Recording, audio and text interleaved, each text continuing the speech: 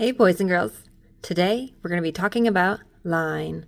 Line is one of the first elements of art, and it's usually described as a dot that moves. It might start out and wave along the way and make a wavy line. It might start out and go straight. It might be thick or thin, or it might be broken or dotted. We're going to be creating some lines on our artwork today, so once you've reviewed some of the line types and have picked out a couple of lines that you like, then we can begin. Today we're going to use markers to create our lines. I'm going to start with this lovely blue marker, and we want our lines to be thick lines. When we use a marker and we want to make our lines thick, what do? We angle it so that the wide flat side of the marker touches the paper.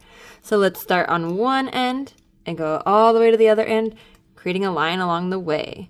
If I angle my marker and press down pretty firmly, I'll be able to make a line across my paper. Ooh, that's a wavy line.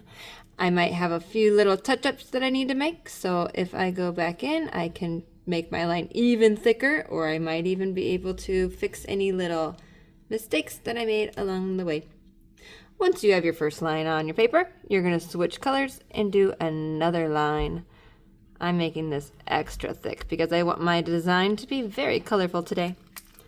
Switching colors, now I'm going to do a green line. This green line is going to be a lot different than the first one. This one will go up, kind of like a zigzag, and see how I changed the direction of my marker to keep the wide part of the tip on the paper? So I make a wide mark. I've now made a zigzag line.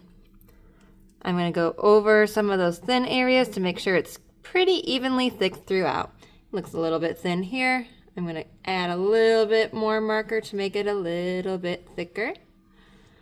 And fix that little bit.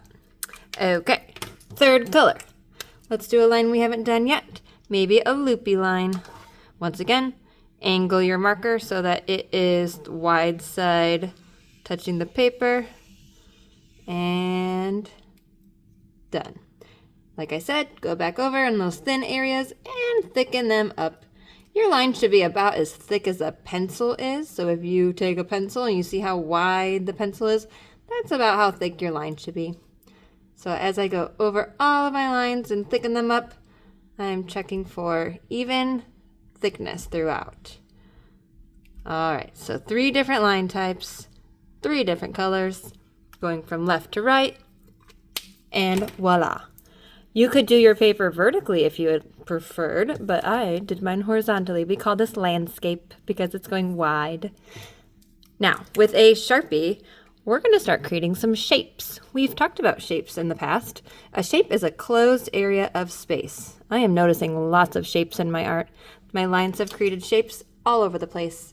So what I'll do is use my black Sharpie, and I'm going to outline all the shapes I see. Here's one right here.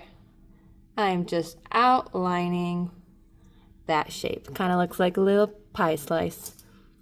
Continuing on, I'm going to carefully go right along the edge of that blue wavy line and along the curve of that yellow looping line. I might need to turn my paper to make it easier for my wrist to bend and create a curving motion along my page. I'm going slow and taking my time. There's another shape. I'm going to continue doing this all through my paper until all of my shapes have been outlined. This might take a few minutes, so I will come right back with a finished one. Now, once you've outlined all of your shapes, you even are going to outline any of the lines that are just unoutlined. So my line here spells art, if you can see that hidden in my image.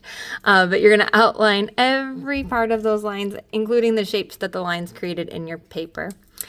Now, inside of those shapes, we are going to do what's called a concentric lines, or lines that kind of mirror what's happening on the outside of them. So I'm just creating another shape that's just a little bit smaller than that shape and building inward. Let's do that again. It's getting just a little bit smaller. And I'm keeping an even thickness of how spaced my lines are until I run out of room. That's about all I can fit in that one.